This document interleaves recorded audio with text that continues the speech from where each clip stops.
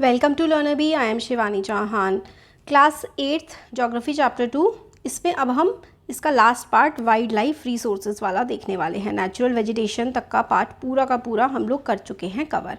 तो देखो, wild life resources होते हैं जानवर, जीव जंतु। तो natural vegetation and wild life. कुछ स्कूल के बच्चे जो हैं वो एक एग्जीबिशन पर गए हैं। और किसकी एग्जीबिशन है? हैंडीक्राफ्ट की। आर्टिकल्स जो हैं एग्जीबिशन में वो कलेक्ट किए गए हैं हमारे देश के अलग अलग पार्ट से। मोना ने पिक किया एक बैग और बोला, ये कितना प्यारा हैंड बैग है, ये जूट से बना हुआ है। टीचर ने कहा, क्या आपने अपने आसपास बास्केट, लैम्प या फिर चेयर्स देखी हैं?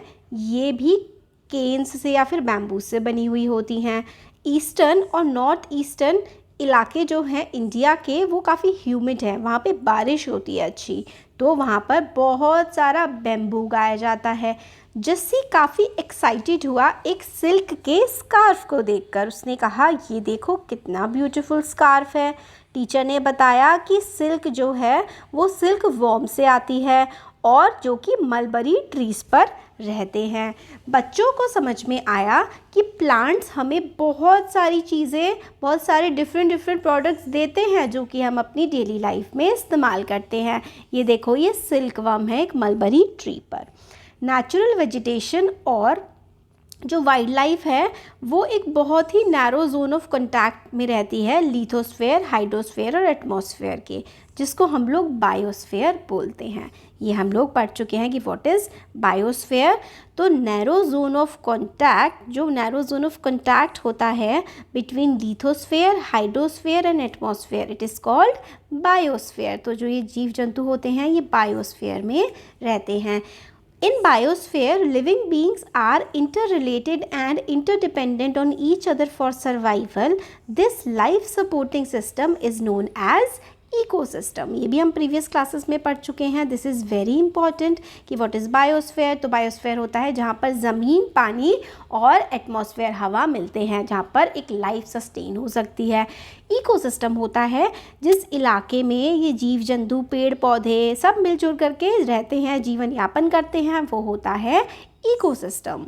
तो वेजिटेशन, वाइल्ड लाइफ हमारे लिए बहुत ही वैल्यूएबल है, इस दुनिया के लिए बहुत वैल्यूएबल है। प्लांट्स हम लोगों को टिम्बर, लकड़ी देते हैं और जानवर प्लांट्स पर रहते हैं। प्लांट्स ऑक्सीजन देते हैं, मिट्टी को प्रोटेक्ट करते हैं, हम इस पर मिट्टी पर फसल उगाते हैं और ये शेल्टर बेल्ट की तरह भी प्लांट एक्ट करते हैं मिट्टी को रोकने का। हमने देखा था ना कि खेतों के किनारे लगा देते हैं तो मिट्टी नहीं उड़ती।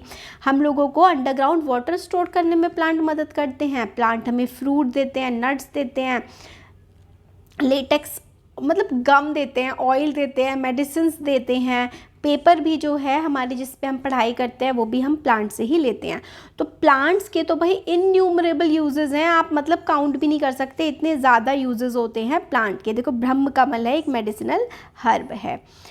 अब हमने प्लांट्स के बारे में देखा कि प्लांट्स हम लोगों को कितना कुछ देते हैं। Wild life include animals, birds, insects as well as aquatic life forms. Aquatic यानी कि पानी में रहने वाले जो जीव होते हैं।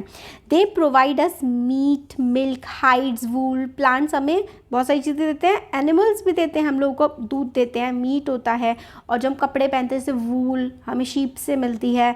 इंसेक्ट्स जैसे कि बीज से हम लोगों को हनी मिलता है और ये पॉलिनेशन में हेल्प करते हैं। पॉलिनेशन में हेल्प करते हैं, इसका मतलब है कि बीज अलग अलग जगह का जो है ना वो ट्रीज़ पे बैठते हैं, पेड़ पौधों पर, ये जो है पक्षी है ना, बीज वगैरह। बीज क्या करती हैं? रस चूसती हैं और अपने साथ कुछ सीड्स भी ले जाती है और अलग अलग जगह जाकर के गिरा देती है और वहाँ पर प्लांट उग जाता है। तो ये पॉलिनेशन होता है।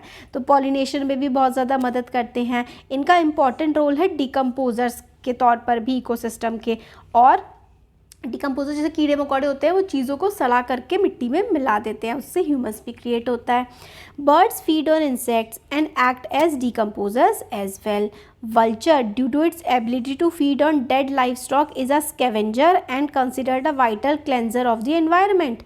तो वल्चर जो है मरे हुए पशु पक्षी को खा जाता है और एनवायरनमेंट को साफ करता है। सो एनिमल्स, बिग और स्मॉल, और are integral to maintaining balance in the ecosystem. तो जानवर चाहे छोटा हो या चाहे वो बड़ा हो, वो हमारे इकोसिस्टम को मेंटेन करने में बहुत ज़्यादा मदद करता है। अब वल्चर्स के बारे में देखते हैं। The vultures in the Indian subcontinent were dying of kidney failure shortly after scavenging life stock treated with diclofenac, a pain killer. तो डाइक्लोफिनेक खाए हुए जो जानवर होते हैं, अगर उनको वल्चर खा लेती है तो वल्चर को किडनी फेलियर हो जाता है, और ये एस्पिरिन और इबोफ्यूरिन के बराबर है। तो एफर्ट्स लगाए गए ताकि जो है ये वाला जो ड्रग है डाइक्लोफिनेक, ये बिल्कुल हटा दिया जाए, इसका इस्तेमाल ना किया जाए। तो वल्चर्स अगर डाइक्लोफिनेक, मान लो कोई जानवर है उसने डाइक्लोफिनेक खाया, फिर वो मर गया, अगर फिर उसको वल्चर ने खा लिया ना, तो वल्चर को फिर किडनी फेलियर हो जाता था और वल्चर भी मर जाती थी। तो ये प्रॉब्लम हो रही थी, और ये वाला पार्ट ना काफ़ी ज़्यादा इंपॉर्टेंट है। फिर हमारी सरकार ने बहुत सारा काम किया इसको रोकने के लिए कि भाई डाइक्लोफिनेक का इस्तेमाल मत करो, वल्चर्स मार रही हैं। Distribution of natural vegetation. Natural vegetation कहाँ कहाँ पर होती है? तो ग्रासलैंड एंड फॉरेस्ट, मतलब ग्रासलैंड होते हैं घास के मैदान, फॉरेस्ट होते हैं जंगल। The growth of vegetation depends primarily on the temperature and moisture. तो भाई कहीं पर पेड़ पौधे कब होते हैं? अगर वहाँ पे अच्छी बारिश होती है, अच्छी मिट्टी होती है और हवा में अच्छी नमी होती है ना, और बहुत ज़्यादा ठंड या बहुत अत्यधिक गर्मी नहीं होती है, तो वहाँ पर जो है पेड़ पौधे अच्छे फलते फूलते हैं। Major vegetation types of world are grouped as forest, grassland, shrubs and tundra.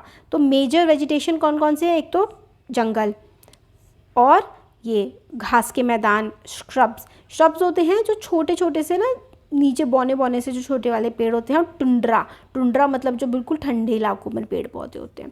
In areas of heavy rainfall huge trees में थ्राइव। बड़े, जहाँ पे बहुत ज़्यादा रेनफॉल होती है वहाँ पर बड़े बड़े पेड़ जो हैं वो सर्वाइव कर पाते हैं। द फॉरेस्ट आर दस associated with areas having abundant supply of water. तो फॉरेस्ट वहाँ पर होता है जहाँ पर खूब पानी होता है। As amount of moisture decrease the size of trees and their density reduce. जैसे जैसे पानी कम हो जाता है वैसे वैसे पेड़ छोटे हो जाते हैं और उनका और दूर दूर भी होते हैं। तो short stunted trees and grass grow in the region of moderate rainfall forming the grassland of the world. तो ग्रासलैंड या फिर श्रब्स कहाँ पर होते हैं? जहाँ पर पानी जो है कम होता है, बारिश कम होती है। थॉर्नी श्रब्स मतलब कांटे वाले पेड़ वहाँ पे होते हैं जो कि ड्राई, जहाँ पे काफ़ी ज़्यादा कम रेनफॉल होती है, जैसे कि डेजर्ट के इलाकों में होते हैं ना, कैक्टस वगैरह। In such areas, plants have deep roots and leaves with thorny and waxy surface reduce loss of moisture through transpiration. This is important. कि ऐसे इलाके होते हैं डेजर्ट के जहाँ पर जो है पेड़ों में कांटे निकले हुए होते हैं, उसमें जो ऐसे इलाकों के जो पेड़ होते हैं ना, उनकी जड़ें ना बहुत ही नीचे तक जाती हैं, ज़मीन में बहुत ही नीचे तक जड़ें जाती हैं, ताकि वो बहुत ही नीचे से भी पानी निकाल सकें और ट्रांसपिरेशन लॉसेस से बच सके, यानी कि पानी उड़ ना जाए उनमें से। टुंड्रा वेजिटेशन क्या होती है? पोलर एरिया में बहुत ही ठंडे ठंडे इलाकों में होती है। टुंड्रा वेजिटेशन का एग्जाम्पल होता है मॉजेस एंड लाइकन्स। तो mosses and lichens are the example of tundra vegetation. बच्चों दिस इज़ वेरी इंपॉर्टेंट कि मॉजेस एंड लाइकन्स कहाँ पर होते हैं? टुंड्रा वाले वेजिटेशन में मॉजेस एंड लाइकन्स होते हैं। Today there are many more people in the world that were 2 centuries बैक। तो 200 साल पहले जितने लोग थे उससे कहीं ज़्यादा लोग आज दुनिया में हैं। To feed the growing numbers large areas of forest have been clear to grow crops. तो इतने सारी दुनिया में जनता हो रही है इसलिए लोग पेड़ पौधे काट रहे हैं।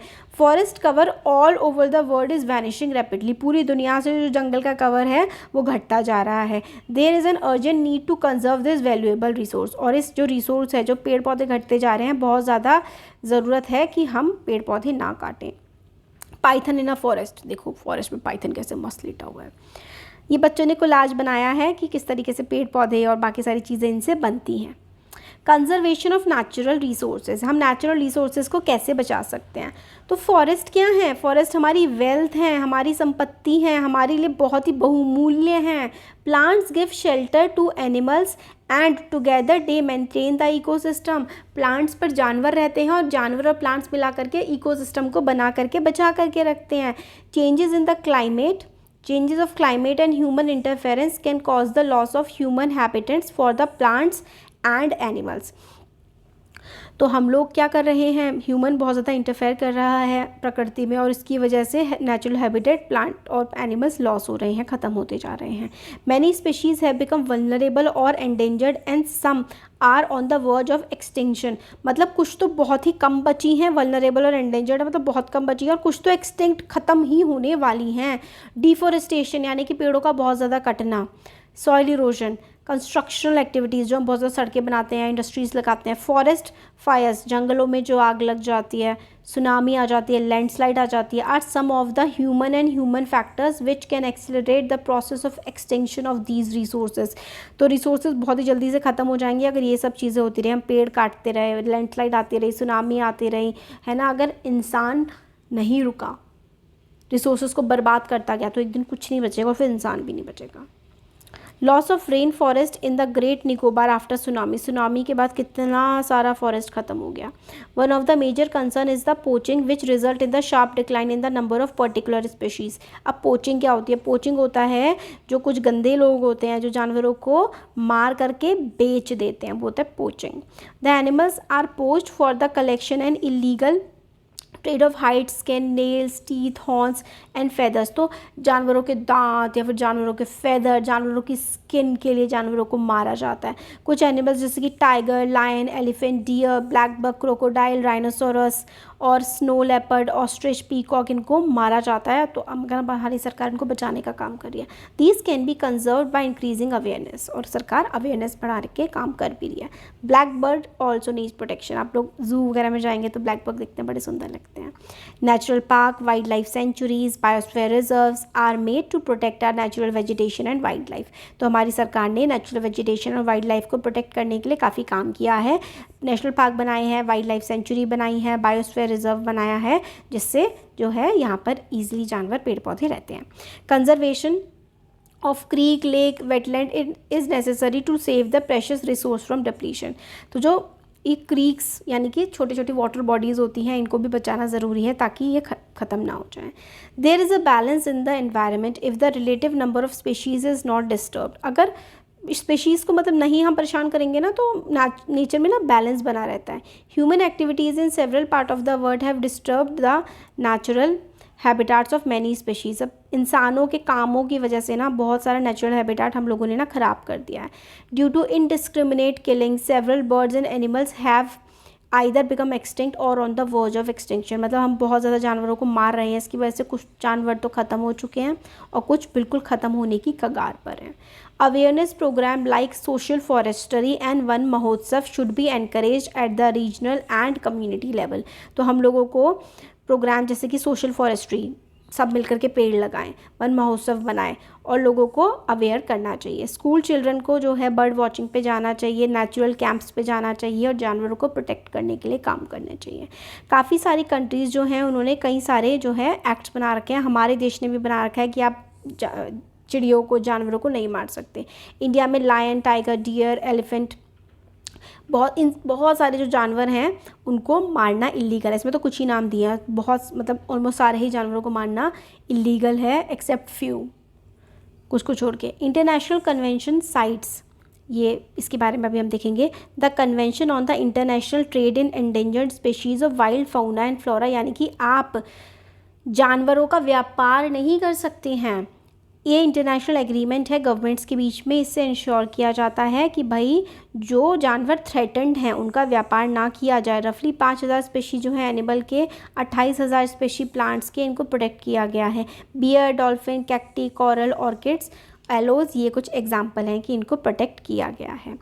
तो साइट्स ने भी इस्टेब्लिश किया है, कुछ मतलब लिस्ट बनाई है कि जिन जिन को हमें स्पेशल प्रोटेक्शन देनी है और इनका ट्रेड, व्यापार प्रोहिबिट किया है। Conservation of plants and animals is ethical duty of every citizen. तो पेड़ पौधों को, जानवरों को बचा के रखना ये हर एक मनुष्य की ड्यूटी है। देखो जानवर कितने प्यारे लग रहे हैं। हर्ड होता है झुंड, झुंड है काजीरंगा में एलिफेंट्स का।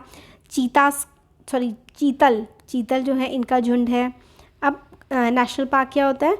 अ natural area designated to protect the ecological integrity of one or more ecosystem for the present and the future generation. जंगल, डेजिग्नेटेड जो जंगल होते हैं ना जिसमें पेड़ पौधे, जीव जंतु आसानी से रह सकें, वो होता है नेशनल पार्क। अब ये हम लोगों को फायर फॉरेस्ट की न्यूज़ बता रखी हैं कि और आपको एक्टिविटी है कि भाई यहाँ पे फायर लगी तो इसकी वजह से क्या हुआ, फायर कैसे कैसे लगी, किस तरीके से जो है एनवायरनमेंट को नुकसान पहुँचता है, कैसे आप बचा सकते हैं फायर से, तो एजुकेट करके। Prompt reduction of fires through well coordinated network of observation points, efficient ground patrolling and communication network. आप कैसे बचा सकते हैं, ध्यान रख करके पेट्रोलिंग वगैरह करते रहे, जहाँ पर अगर आग लगी है तो तुरंत ही उसको बुझाने का काम किया जाए। और कैसे कैसे आग लग सकती है, नेचुरली भी लग सकती है, बिजली कड़क जाती है, या फिर बहुत ज़्यादा गर्मी की वजह से भी आग लग जाती है, और लोकल इनहेबिटेंट भी कई बार जो है वो आग लगा देते हैं। तो ये हमारा चैप्टर अब हो गया है कंप्लीट। बहुत ही इंपॉर्टेंट और बड़ा चैप्टर था। वीडियो पसंद आया है तो like, share and subscribe. Thank you so much.